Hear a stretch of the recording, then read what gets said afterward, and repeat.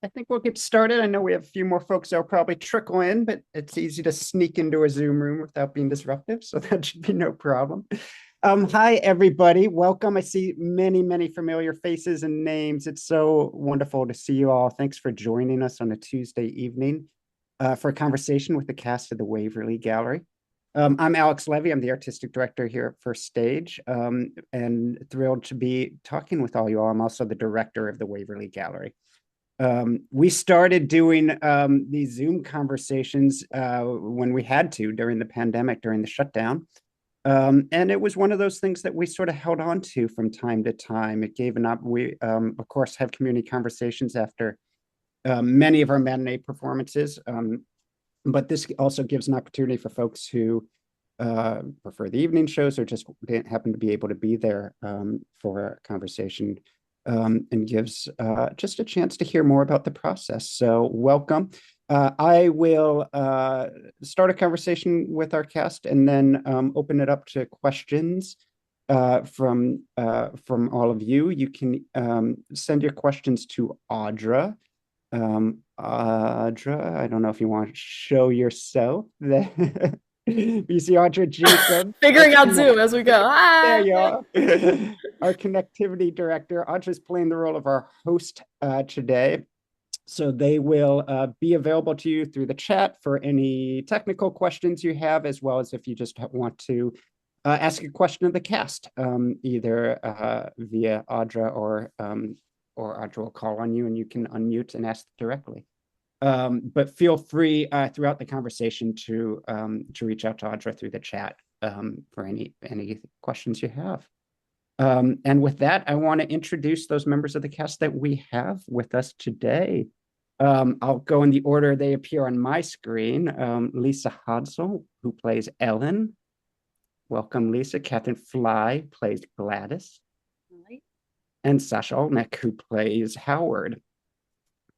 Welcome. Thank you all for being with us this evening. I'm going to assume that most of the folks who are with us today have seen the show already, though we may have some folks who hopefully will join us for the extension or come back for the extension. We have one more week of the show. But I always like to ask questions that I don't know the answer to. So let me start by asking all of you. I mean, this was a show, not everybody knows this, I suppose. This was a show that we were originally going to program in 2020. It was the first show that we canceled outright. We were in tech for a different show, but we didn't even get into rehearsals for this show. And all three of you were part of that cast all the way back then. So it's had some time to percolate in your brains between then and when we actually walked into rehearsals a couple months ago. And I always wonder about the sort of process of working on your own versus getting in the room with the group. And I wonder if you might share with us a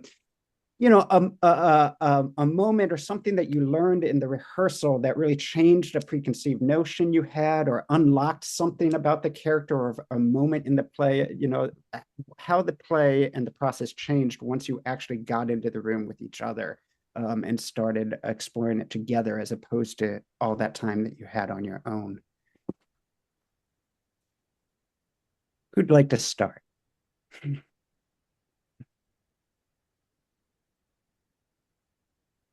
Well, I guess because when you're, I only knew Sasha and Alex from before, and I knew Alex a little bit better than Sasha. Sasha I'd seen on stages and etc. But it was just, I guess, what really surprised me is the ease with which we were all able to be together in the room, which really allowed for a familial feeling to be so easy to just sort of tap into. And it also made it just delightful to be a part of. So that's really what surprised me, is just the different personalities coming in and how easy everybody was with each other. I think that's really true because I was terrified. I didn't know anybody except for Sasha, who I acted with a long time ago in a play. But apart from that, it was all fresh to me, and being with a different accent and all from the rest of it, I was really terrified of it because most of my career here in the States, believe it or not, has been some sort of English or European or foreign. But not, I've always felt, well, nobody's going to want an English person trying to be American. And so I never bothered with that sort of stuff. And it concerns me still. But on the other hand, the people that Alex cast, he knew what he was doing, in my opinion, and basically chose a lot of people that really would gel. Because without that, this play would be absolutely bullshit. Excuse my French, but you couldn't do it without that. It's all about family. It's about trust, about belief, about trying to put something together that is so meaningful across the world. And it's not just New York. It's not even just a Jewish family in New York. It's the world. Mm. And it's such a fierce and ghastly situation that people are facing now, that I was so relieved to be with people, because for 2 years I was worried. In fact, when I was in lockdown before, I'm talking too much. Tell me to shut up if I'm talking. No, please. Okay, all right. So for 4 months of the lockdown, I was living on my own in Falls Church, and it drove me nuts. And then there was a sort of opening, and I thought, I'm getting on a plane. I'm going back to the UK, to my little cottage. I need to get away. I need to go to the country. And I did that. I was the only passenger on British Air, only one in the passport area in Heathrow in the middle of June. I think about it. Anyway, I thought, I'm going to learn this play. I'm going to do a page a day, even though I don't think we're ever going to do it. And that got me through the COVID first year. It was literally Waverley Gallery got me through it. Oh, I love So that's that. my story. I love that. That's amazing. Well, I don't think at my ripe old age I'd be able to just do a play like this. She never shuts up. I literally haven't learned anything as much as this as Shirley Valentine. That was 20 years ago. And, it makes her look like Mr. Rogers' Neighborhood. I'm serious. Well, it is always a thing. I always say that Lonergan, I feel like he wrote this play as a dare, because it really is, can you pull off this character who does speak in monologue and speaks so much, and who responds rarely to what's being said to her, right? So, all of these lines that don't get triggered by what's been said to you. And then, of course, having everybody talk at once on top of it.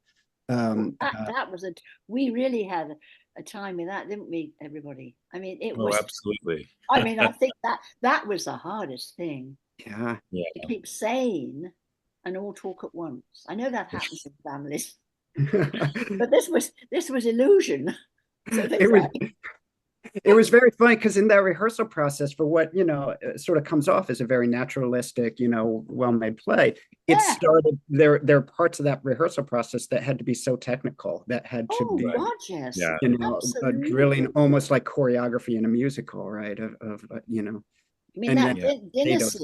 dinner scene. We went over and over that dinner scene. That was that. Then we got the real food, and that was another. Right. But luckily, I didn't have to eat any of that. She's a bit fussy. I have a litany of the movement of the plates that sometimes bounces around in my head. I'm like, potatoes first, then the vegetables, then the. Well, you poor soul. Lisa has all that stuff to do. Oh my gosh. I don't know. There's a lot of food in this play. I would say, to answer your first question, Alex, please. I had the advantage of, I actually had worked with everyone else in the cast at least once before, and that's always it's the second time that's happened in working on a show at First Stage, and it's really exciting, because it just feels like you skip a step of needing to break the ice, even though, as Lisa alluded, the ice was broken very quickly with this group. But I think I was still surprised the difference between reading it and being in the room with everyone else was how much humor was there and how much we found that humor and lived in that humor and got through the darker moments by really embracing the moments that have so much laughter within them. And I also wasn't really aware in reading it on my own how much how just how intricate some of the rhythms are. That it looks on the page like it's kind of a mess, but you get inside of it and it feels a little bit like a quartet or like it's been very carefully composed. And there are moments when we hit it, like you just hit a moment where everybody stops and there's a single comment and you really kind of become aware of the precision of it. Mm-hmm. Mm-hmm. Yeah. Absolutely. Absolutely. I want to ask a question that I've never actually asked before, and so we'll see if it goes terribly wrong. But and I only ask it because, technically we were going to close yesterday. I wouldn't ask this if, we often talk to the actors early in the run, and I would never ask the question this early in the run. But since we're late in the run, I know that often actors will make choices that they kind of keep secret, that they play. It's a choice about a character or a scene that you don't necessarily share with anyone. And I wonder if there are any of those secrets that you might reveal, something that you decided about your character, decided about a moment, or decided about a relationship that you've been holding on to. Well, I can tell you one thing that I found during the course of the performance, because there's not a lot of moments where Howard and Ellen connect, and in a way, it's like they've been together for a while. Obviously, how long is not specified, but I decided, and I discovered it in one performance, that when Howard says he's going to buy one of the paintings, and I'm surprised by it at the beginning of the process, I was choosing to be like frustrated by it. But then I thought, I think that's what she loves about him. His generosity and his supportiveness and his kind of big gesture. And even though he sometimes makes the wrong gestures. So I just loved finding that and having that being a part of that moment for me and being like, you're really kind of a good guy. So that's what I like.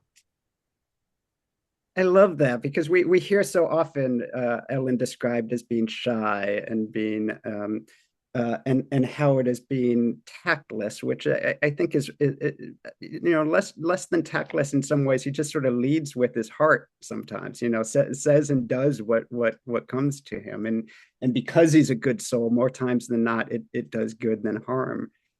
So I love that moment, that choice.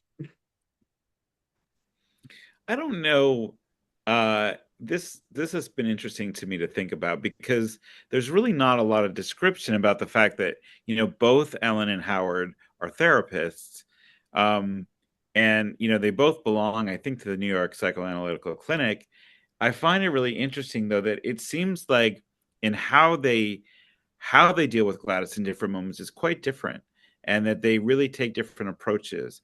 And I've always wondered, like, if they have conversations on their own afterwards about why did you say this to your mother, or why did I say this to Gladys. And I don't know, I've just sort of thought a lot about how like interest in approaches to therapy are probably something that keeps their relationship really interesting and something that they probably discuss a lot. And I'm always really struck by the moment where Ellen tells Gladys not to cry, and then Gladys says, what's wrong with crying? And Howard says nothing. And I just it just seems like an interesting dichotomy of an approach where like she really needs to sort of keep things on a steady keel right in the moment. And Howard's always looking for the therapeutic moment to sort of say, oh, no. Let's open this up. Like, let's encourage Gladys to cry and, give her the space to cry. And I think a lot about how that must fuel their relationship. And well, it's the contrast, isn't it? It works much better than the same, often, doesn't it? Yeah. You know, if you don't have contrast, you got nothing. Yes, That's why if this play had no humor, it would be nothing. absolutely. Absolutely. All right, I have one more question and then I'll open up to the group. And that's again, now that since we're having this conversation after running for a month, and you have started, I mean, this is a show that I'm sure is fresh every day, but you started to establish a rhythm. Is there a moment, a scene, a part of the play that you really enjoy doing every night? An element that you look forward to, or that you're excited when you're done, or that you'll miss when it's gone?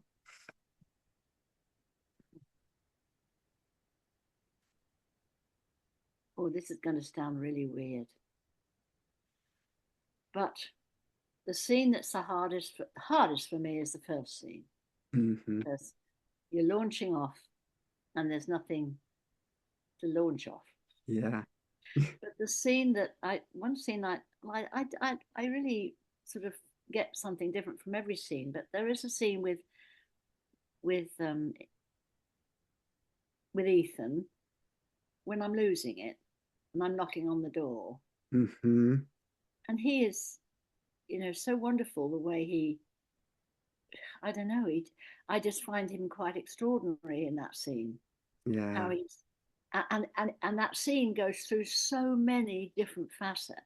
There's Yes. even humor in that when she's trying to read Yes. stuff she can't stand. But it's very comforting, and it's sort of in a weird way. And then she has a moment when she can talk back to how she was, and it's sort of comforting. And it's very odd that I Yeah. haven't really thought of that before. I mean, it's odd. I mean, I Yeah. enjoy the dinner scene because it's funny, we're having a at each other. All right, it's every scene is so well written. Yeah.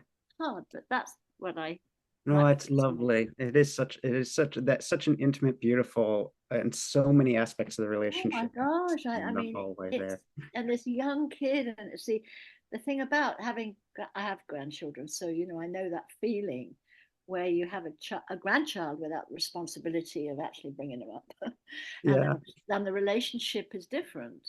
It is, Yeah. and it sort of epitomizes in that writing of that scene. There's a whole life in there Yeah. that is Yeah. sort of gosh. Oh, it's lovely. It is. It's a beautifully written scene. It sure is. I wouldn't say that there's one scene for me. I mean, but I do enjoy like just navigating each of the scenes, and I love when something sort of new happens within the framework of what was planned, and then it just kind of all just lights up, So We have and a lot of I also those, love, Lisa. what's that? We have a lot of those. Yes, we do. But also I love sitting backstage and listening to Gladys and the scenes as they're going on, which I've not done with any other play. But because it's so helpful to me, because she's talking about me, she's talking about the family, and it's just like it's an immediate entrance. And like Howard and I sit back there before we go on for the dinner scene, and anyway, so it's just it's kind of nice, and there's just something magical about being backstage anyway. So It's always a relief being the third scene, actually going to dinner and being with you guys. I have huge relief. I've got through two scenes and I'm all right now. I've got the family and not Dom. Dear Dom. It's funny that, isn't it? I hadn't thought of that before. Yeah, each scene has its own little surprise. It really does, doesn't it? I think, while, while you always hope that everything goes right in the dinner scene, what's also been wonderful is when things do get off, Oh my God. the way we work together to make it get back on It's is kind of amazing. like, it's a quick look in each other's eyes and we just go, and it's actually kind of make things up. There's the gap, yes. Yes. Oh my God, what's next? But I'd say the scene that makes me the happiest is I actually love the moment in the gallery when we're there to sort of check out Dawn, and we're really, reliving with a lot of love the story about Gladys and Zeke, And Yes. Oh, it's like wonderful. and, like we're all so eager to get across to Dawn who Gladys was, Yeah, who like the parts of her you can't really quite see anymore, but that we know like deeply and that are really endearing to us. And that the retelling of the story is this wonderful moment of reliving that experience of who she was. And I think that retroactively, it like one of the things I love about the dinner scene is that for Howard, yeah, like Gladys is a real pain. You know, she's a pain in the keister in many ways because she's so repetitive, but also when he gets into this deadlock kind of moments with her, yeah, there's actually a certain joy in that. There's a sense of like, oh, that feistiness is still there, right? That like willingness to fight with me about whether or not she should let Dawn stay in the gallery that's is great. it's a reminder of just what a feisty person she is and was, and that element of her personality has not entirely disappeared. So like the two scenes really in that way kind of feed each other for me. Yeah, because you've set it up well before you've seen it, and then you talk about it again. Yeah, Yeah. yeah, it's so clear. I do always love that sort of collaborative storytelling that the family does in that gallery Oh, scene, it's wonderful. where they tell it together and where they contradict each other, where they, where it's 2-on-1, very much reminds me of my family. I'm going to open up to the group for questions. I know there are some in the chat there, Audra. I don't know if any have gone directly to you. Yeah, so we have our first question from Terry, and then we'll go straight to Gay. So let's start with Terry whenever you're ready. Okay, hi. Just one comment. As an older person, this was an uncomfortable play, and it was brilliant. And I think there's probably a generational difference in viewing it. However, my question is, I always wonder how much variation there is between performances when you do a play, and especially with Gladys's nattering and her free associating some of the time. Does that vary from performance to performance?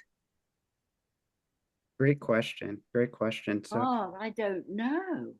I mean, I'll just as a matter of course, I'll give you the part that not everybody realizes, which is that, if things are going well, there obviously it's live theater, so anything can happen, but the same words are said every night. The same movements are done every night. But within that, lots can change, right? How a line gets delivered, how things get discovered, how an audience responds. Do you all want to talk about this sort of how a performance shifts throughout a run from night to night? Well, I guess one of my questions also is, how much are you aware of the audience dynamic? Yeah. Oh, And how much does that affect your performance Great question. within that?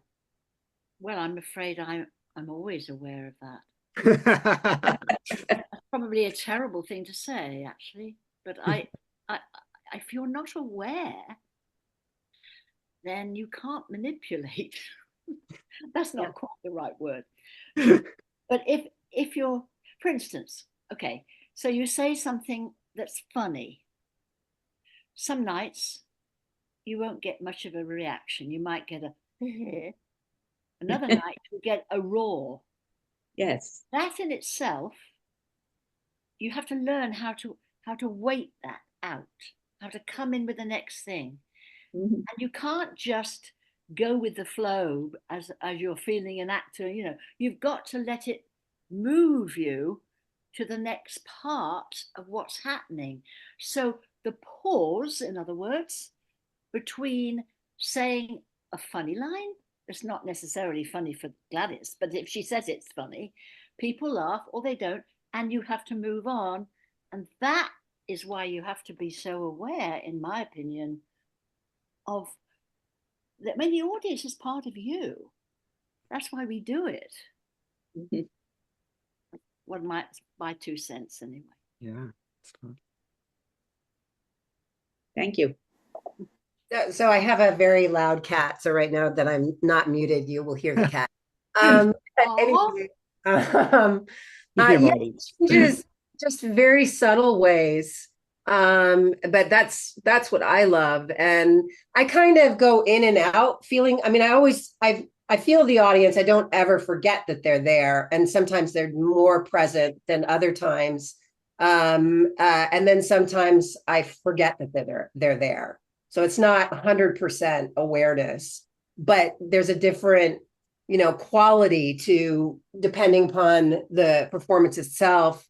Some audiences are quiet and some audiences are boisterous, and I love that. And like I love it when audiences make comments, and it's just a lot of fun. So, but I also love the fact that it is planned and formed and shaped, but within that there's discovery and variance, and it's subtle and really so fun.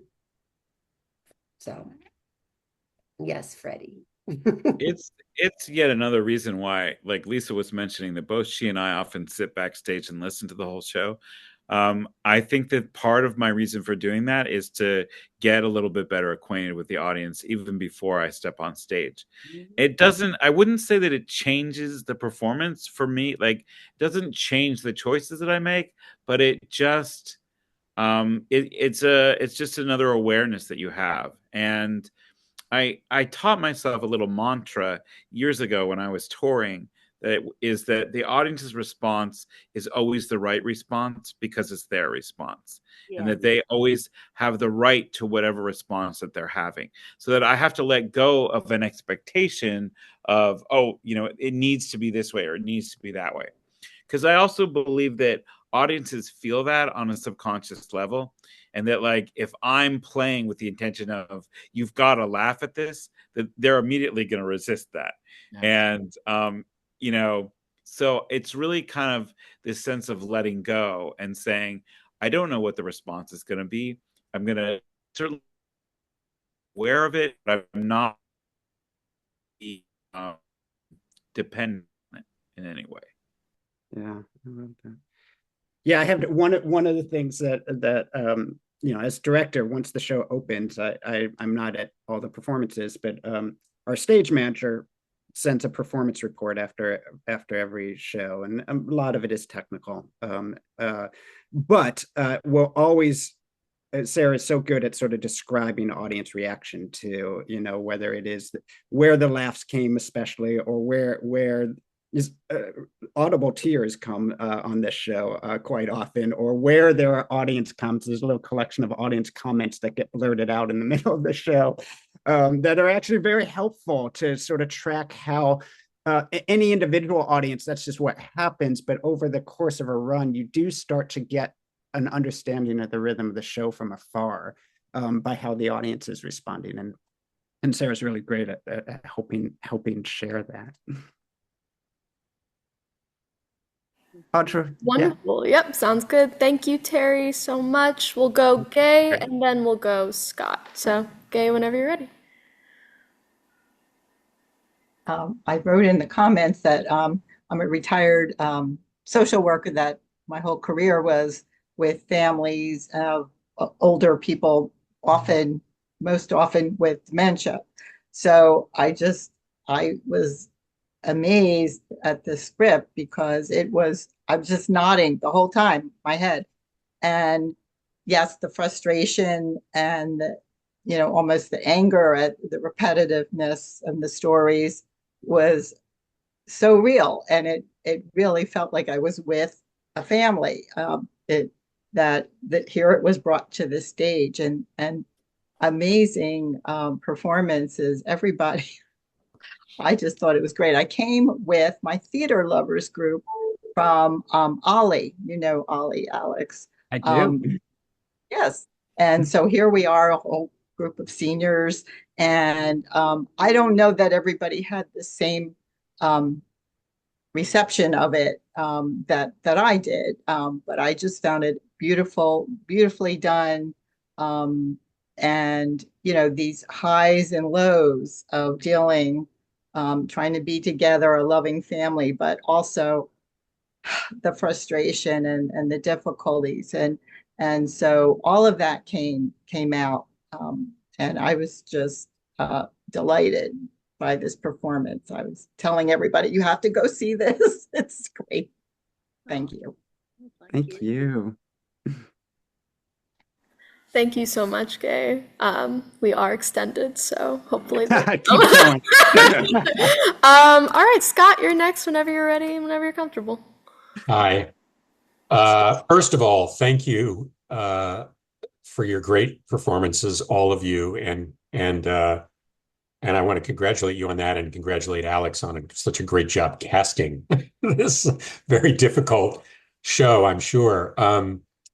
I saw it a few days ago, and I had seen it previously in New York, and I was pleased to hear the discussion just a few minutes ago about the humor in the play.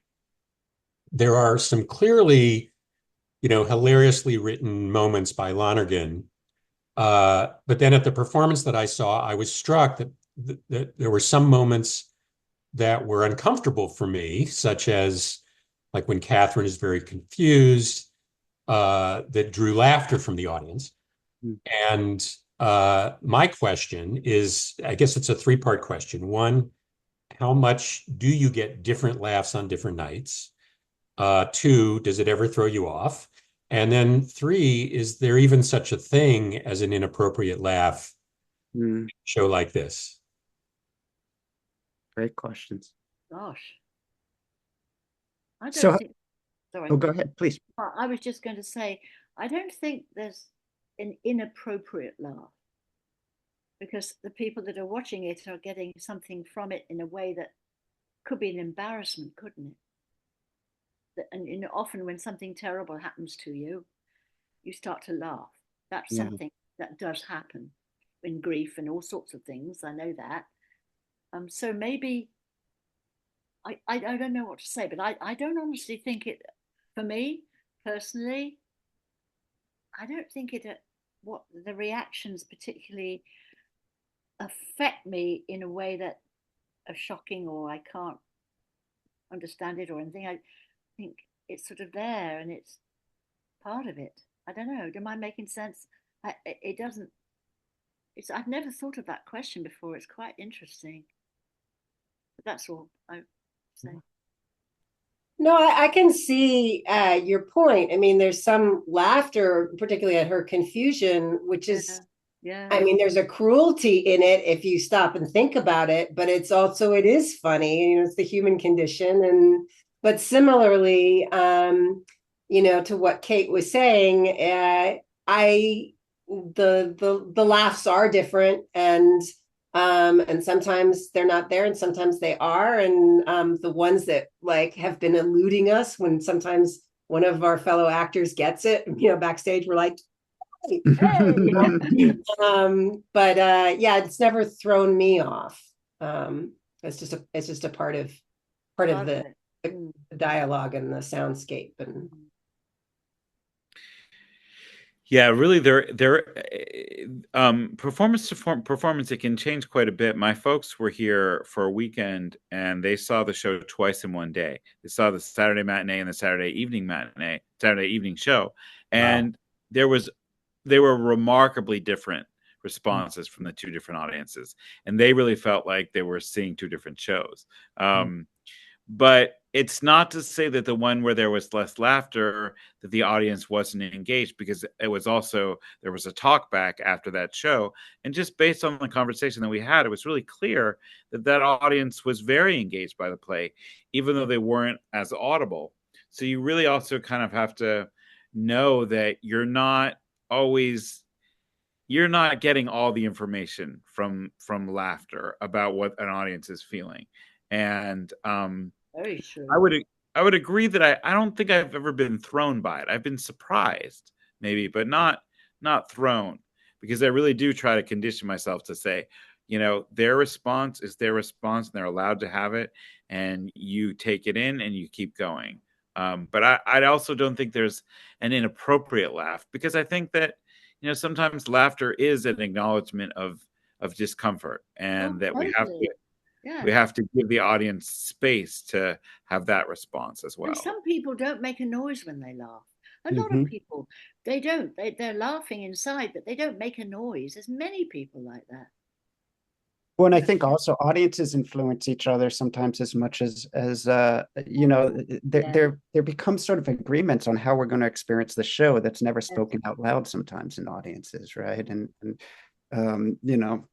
however it starts, audiences decide that they're a free-flowing audience that's going to be loud and responsive, and some are saying we're going to be polite and quiet, and that often doesn't have anything to do with the performance. That this time they made them laugh and this time they didn't. It's sort of, there's a bunch of people in a room who come to some kind of I know a unspoken agreement on how they're going to experience a show sometimes. And it's interesting too about the laughter coming in the place you don't expect it. I mean, I had a show several years ago where after the first preview with the first audience, that an actor came up to me really distraught that in his monologue, his climactic monologue, where he was sort of railing against anti-Semitism in a very loud and passionate way, that he was getting laughs. And he said, "It's not funny. Why would anybody ever laugh at that?" And I said, "It's not funny to your character, but to us, we're seeing our dad, we're seeing our grandfathers, we're seeing this thing of recognition that is even though in the moment very passionate, it's also very loving for us in a certain way. And I think that happens with Gladys sometimes too. Is we're not laughing always at her confusion, but at the recognition of her humanity in that way, and sometimes connected to our own mothers, grandmothers, whatever it is, that it is a way of connecting to her as well, even in those moments too. I think the characters do that, right? I mean, you all do such wonderful moments of in her most absurd that it can be funny. It can be, and it's not making fun of her. That there's a sort of dark love, a bizarre love that comes out of those moments. Thank you. Thank you, Scott. I love that. So we have a question from Carlos, and then I think we will end with Susan. So Carlos, whenever you're ready. Thank you, and thank you for organizing this. The question I posted was, what did the actors learn about themselves looking through the character development and the text? Great question.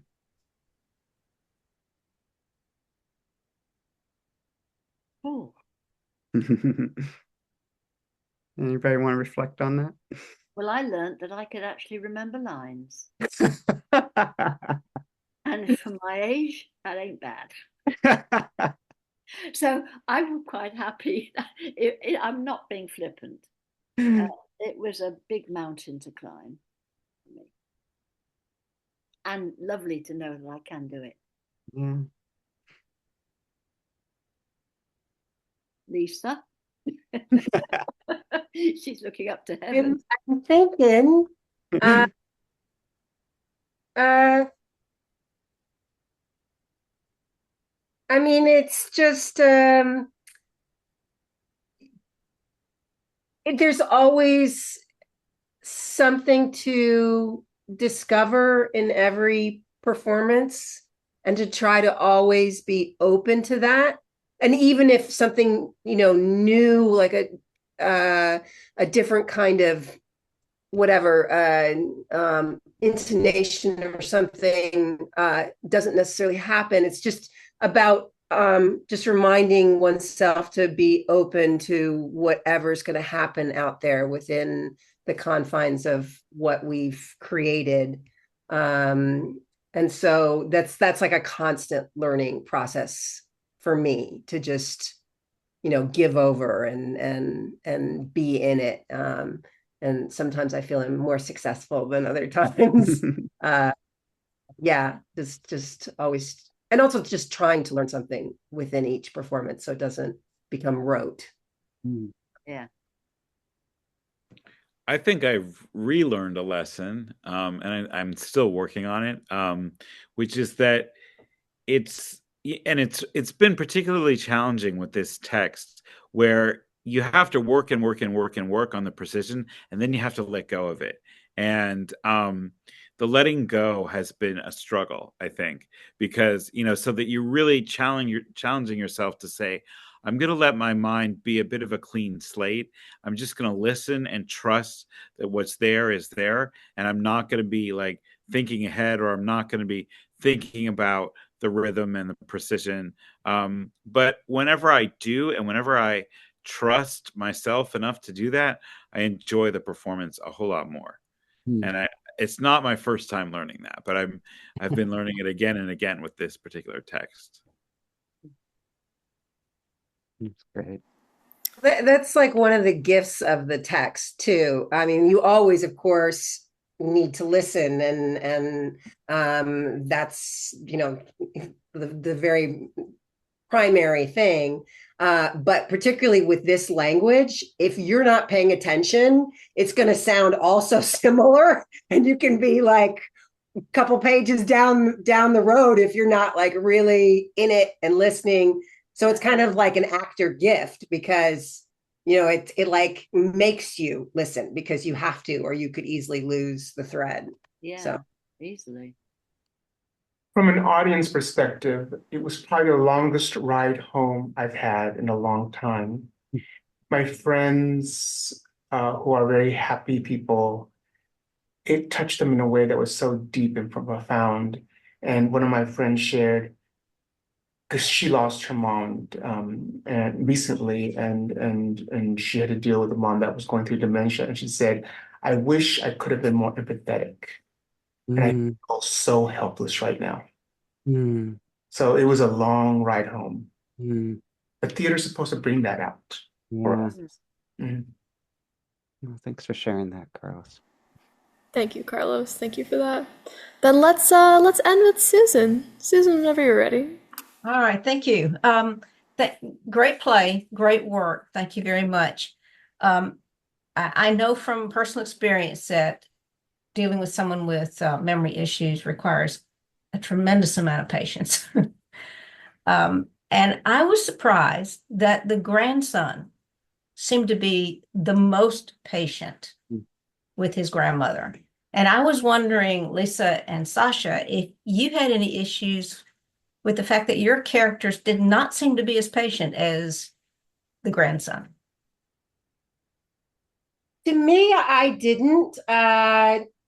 You never know. It's different personalities, and that's his personality. And they always talk about Ellen being so busy, and she's so close to her mother, and she always talks about her mother always drove her crazy, and now she's driving her even more crazy.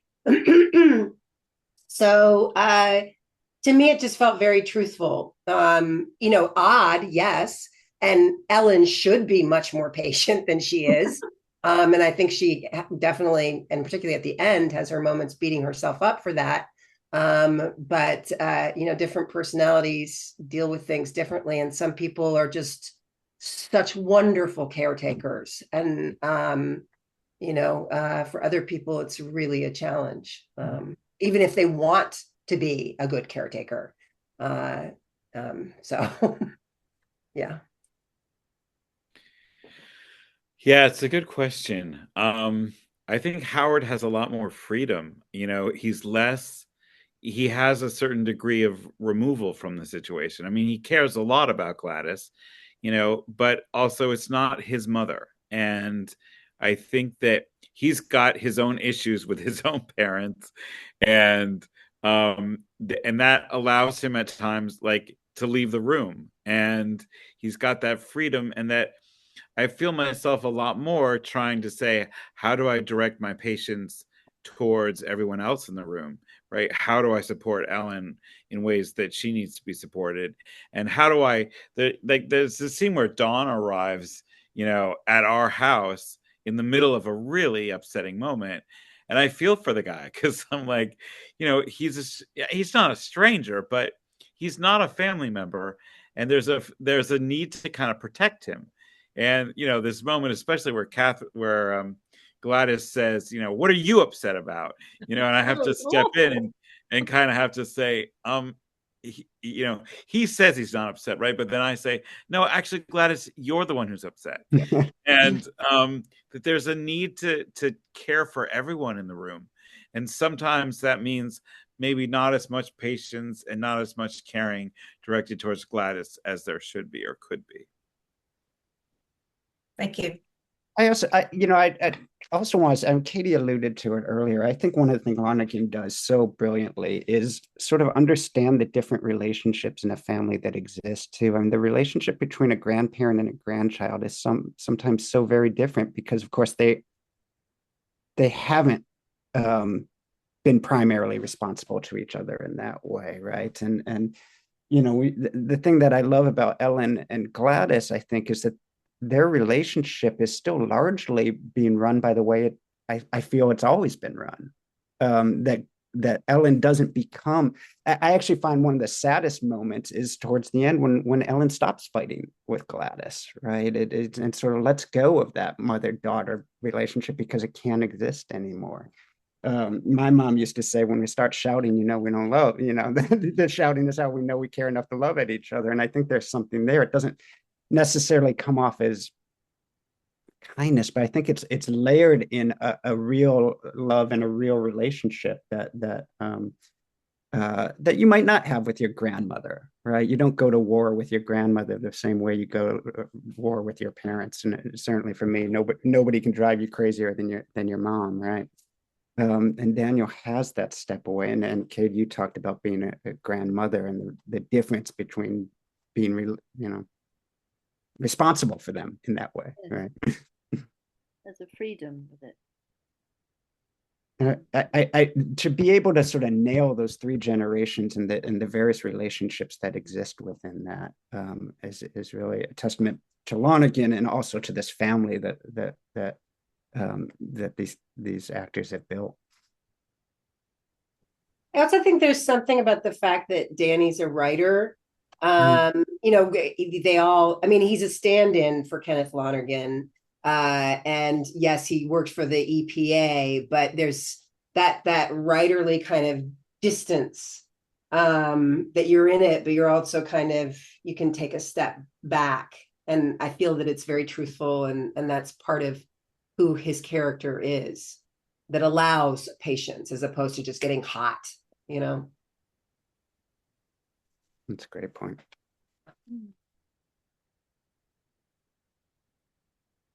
Great. Well, thank you all. I think I'm getting the time signal from Audra there. What a really wonderful conversation. Thank you all for being with us on a Tuesday night, for coming to the show. We're so grateful to all of you all for being engaged in the way that first stage audiences always are.